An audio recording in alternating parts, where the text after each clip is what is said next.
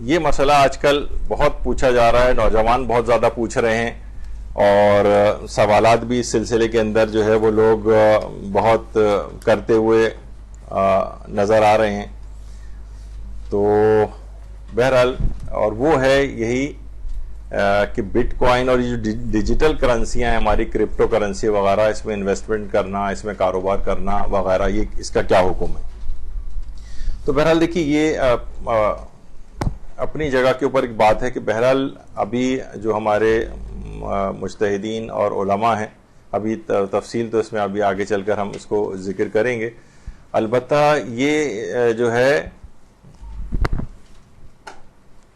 اتنا اہم مسئلہ ہے کہ اس میں مراجع نے اپنے اپنے جو اس سلسلے میں استفتاءات کے اندر جو جوابات دیے ہیں اس پہ ہم ابھی آگے چل کر ذکر کریں گے کہ یہ ایک مسئلہ آج کل نوجوان ہے اس میں ذرا تھوڑے سے زیادہ نظر آ رہے ہیں باتیں کرتے ہوئے. اس موضوع پر یہاں پر مولانا شیخ نادر صادقی صاحب قبلہ نے ایک درس اس موضوع پر یہاں پر لیا ہے، اس وجہ سے وہ اچھا تفصیلی درس ہے. جو اس کے شائقین ہیں اس کے اوپر ہمارے مدرسے کے اس کے اوپر سن سکتے ہیں. البتہ دیکھیے یہ جو کرپٹو کرنسی یا ڈیجیٹل کرنسی اس وقت ہیں، یہ کہا جاتا ہے کہ ورچوئل ایک ایسٹ ہے. یہ حقیقی معیشت سے اس کا فی الحال کوئی تعلق نہیں، اور اس کی ویلیو کے متعلق بھی بہت کم وقت میں بہت زیادہ اتار چڑھاؤ دیکھنے کے اندر آ رہا ہے، اور ہر شخص کو اس کرنسی سے جو وابستہ خطرات ہیں ان کا بھی علم نہیں ہے.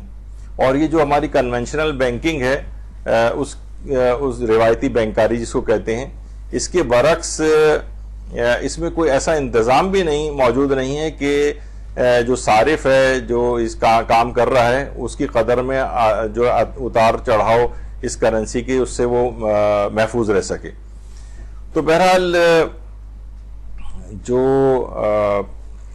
ماہرین ہیں اس کے وہ ابھی تک بہرحال یہی بات کہہ رہے ہیں، حتیٰ کہ جو آئی ایم ایف کے چیف اکاؤنٹنٹ وغیرہ بھی رہ چکے ہیں اور یونیورسٹیز کے پروفیسر بھی ہیں اس سلسلے میں، تو وہ بھی یہی بات کہہ رہے ہیں کہ دیکھیے کامیاب کرنسی جو بھی ہوتی ہے اس کو کہا جاتا ہے جس کی کوئی مؤثر حیثیت ہو اور آپ کی جو دولت کی قدر و قیمت اس کو بھی محفوظ رکھ سکے. یہ دونوں چیزیں بٹ کوائن میں نہیں فی الحال. یعنی ایک تو دوسری یہ کہ یہ قانونی جو معیشت ہماری ہوتی ہے اس کے اندر بھی استعمال نہیں ہو رہی ہے فی الحال، اور ایک امیر شخص تو دوسرے کو بیچ سکتا ہے اس کو، مگر یہ اس کا کوئی حتمی استعمال نہیں ہے، اور یہ کوئی طویل میعاد کا کوئی مستقبل اس میں بھی نہیں ہے. تو عام طور پر یہ سٹے بازی میں اور غیر قانونی چیزوں کے اندر اس کا استعمال زیادہ ہو رہا ہے، اور جرائم کی دنیا میں اس کے ذریعے پیمنٹس وغیرہ ہو رہی ہیں. تو بہرحال ہمارے بہت سے نوجوان کہہ رہے ہیں، ابھی آگے چل کے پہلے ہم فتاویوں کو ڈسکس کر لیتے ہیں. تو آغا سیستانی سے بھی یہ بات پوچھی گئی کہ جو بھی یہ ڈیجیٹل معاملات ہیں، ڈیجیٹل کرنسیاں ہیں، ان کی خرید و فروخت جیسے بٹ کوائن وغیرہ کے ذریعے اس کا کیا حکم ہے. تو انہوں نے کہا کہ ہم نے اس سلسلے میں کوئی فتویٰ نہیں دیا ہے، اور مجتہد اگر کبھی کسی مسئلے میں فتویٰ نہ دے تو اس مسئلے میں پھر علم میں دوسرے بڑے مجتہد کی طرف رجوع کیا جا سکتا ہے. لیکن علم میں دوسرے بڑے مجتہد کی طرف رجوع کرنے کا بھی فی الحال اتنا کوئی فائدہ نہیں ہے، کیونکہ کوئی بھی مرجع جو ہے جو ان کے بعد بھی آیت اللہ سیستانی کے ہیں وہ بھی سب اس میں یا تو انہوں نے فتویٰ ہی نہیں دیا ہے یا احتیاط واجب لگا کے منع کیا ہے.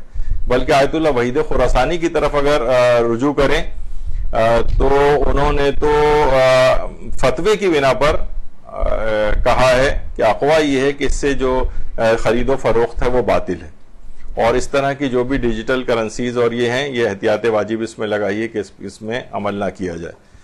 تو رہبر معظم سے بھی یہ والی بات پوچھی گئی ہے، ایران سے خاص طور پہ باہر جو افراد ہیں وہ اس سلسلے میں کیا یہ بٹ کوائن وغیرہ کو استعمال کر سکتے ہیں اس طرح کی کرنسیز اور اس کے اندر لین دین کرنا. تو اس میں انہوں نے کہا کہ ہم نے اس مسئلے میں فتویٰ نہیں دیا ہے، رہبر معظم نے بھی فتویٰ نہیں دیا ہے، اور اس مسئلے میں دوسرے کسی مجتہد کی طرف رجوع کا انہوں نے اختیار دیا ہے. تو دوسرے مجتہد کی طرف وحید خراسانی کی طرف جائیں گے تو وہ تو منع ہی کرتے ہیں.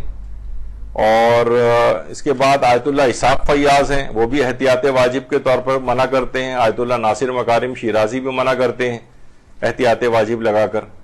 تو اس لحاظ سے یہ اب آپ کے گھروں میں بھی نوجوان اس سلسلے میں اگر کچھ کام کر رہے ہوں تو ان کو فی الحال اس سلسلے میں ان کو آپ روک دیں کہ اس کی اجازت نہیں ہے. آیت اللہ بشیر نجفی نے بھی اس میں کہا ہے کہ اس میں خرید و فروخت کرنا صحیح نہیں ہے.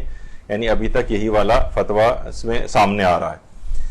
اچھا، اب نوجوان یہ کہتے ہیں کہ بھائی ان کا اعتراض ہے کہ اس میں اتنا فائدہ لوگوں کو ہو رہا ہے اور ہم ہی لوگ فائدہ نہیں اٹھا رہے ہیں اور لوگ دیکھیں کتنا کما رہے ہیں. تو بہرحال دیکھیے، جب تک یہ چیز غیر شرعی ہے تو ہم فقط فائدوں کو تھوڑی دیکھیں گے. پھر تو اگر آپ کو ایسی فائدے دیکھیں، آپ کو کوئی کہے گا بھائی دیکھیے لوگ سودی قرضے دے رہے ہیں لوگوں کو، بینکس کتنا کما رہے ہیں، اور وہ سود خور والا جو کام کر رہے ہوتے ہیں کہ ہم سے قرضہ لو اور اس کے بعد سود کے ساتھ واپس کرو، وہ بھی خوب کما رہے ہوتے ہیں.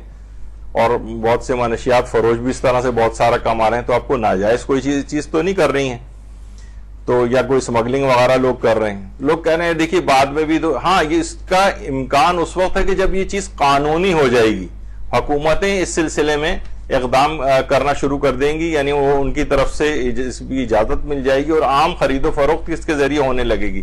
یہ خیالی ٹائپ کی ابھی تک کرنسی ہے، ایک لحاظ سے ورچوئل کرنسی جسے کہا جاتا ہے، جسے کوئی چیز لے کے آپ، اور اس کی اتنی زیادہ مارکیٹ میں اس کی خرید و فروخت بھی ممکن نہیں. تو اس لحاظ سے مراجع نے اس سلسلے میں جو ہے وہ منع کیا ہے. تو لوگ کہہ رہے ہیں بھائی دیکھیے بعد میں بھی تو اجازت مل جائے گی، تو کتنے لوگ ہیں پھر وہ جنہوں نے اب تک نہیں کیا ہے وہ تو نقصان ان کا ہو جائے گا. تو دیکھیے جب حکم آئے گا اس کا، یہی تو اسلام کا ہے. کہ ورنہ تو آپ دیکھیے کہ کتنی ایسی چیزیں ہیں کہ نماز جو ہے وہ کوئی ابتدائی اسلام سے واجب نہیں تھی. نماز جو ہے مثلا اگر ہم کہیں کہ 2 ہجری سے واجب ہوئی ہے، تو دیکھیے پہلے بھی تو واجب نہیں ہوئی تھی، لیکن بعد میں، یعنی ہر حکم کا اپنا ایک ٹائم ہوتا ہے. حج کسی خاص سن کے اندر واجب ہوا ہے، روزہ کسی خاص سن کے اندر واجب ہوا ہے.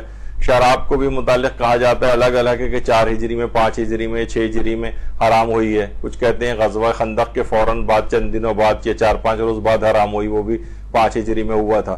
تو اس سے پہلے والے لوگ بھی تو شراب پیتے تھے. تو ہر حکم کا اپنا ایک الگ ٹائم ہے. یا لوگ بہت زیادہ اس پہ کہتے ہیں کہ دیکھیے پوچھتے ہیں سوال کہ حضرت خدیجہ سلام اللہ علیہا کی حضرت ابو طالب علیہ السلام کی، اللہم صلی علی محمد ان کی نماز جنازہ کس نے پڑھائی تھی؟ تو اس زمانے میں نماز جنازہ حکم ہی نہیں آیا تھا. نماز جنازہ کا حکم آیا ہے ہجرت مدینہ کے بھی 3 سال کے بعد، اور ان دونوں مقدس ہستیوں کا انتقال مکے ہی کی دور میں ہو چکا تھا. تو ابھی نماز جنازہ حکم ہی نہیں آیا تھا. صرف دعا کے لحاظ سے ایک تھا کہ پیغمبر اکرم صلی اللہ علیہ وآلہ وسلم صلی اللہ علیہ وسلم،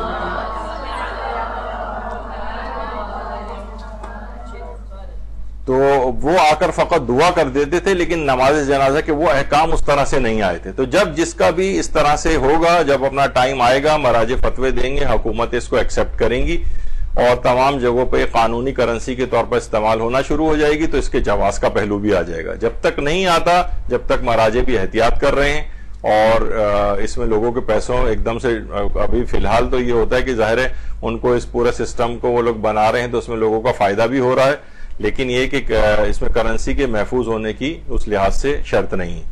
یعنی کوئی آپ کی کرنسی محفوظ نہیں ہوگی. تو جب اس کا صحیح موقع آئے گا تو اس وقت جائز اگر ہو گئی تو اس وقت انسان جواز کا جب فتویٰ آ جائے تو اس وقت کام کرنا شروع کر، جب تک اس کو احتیاط ہی کرنا پڑے گی. البتہ آیت اللہ شبیری زنجانی فرماتے ہیں اگر انہوں نے بھی شرط لگائی، اگر غیر قانونی اس ملک کے اندر شمار نہیں ہو رہا ہے تو وہاں پر اس کو کر سکتے ہیں، اور جہاں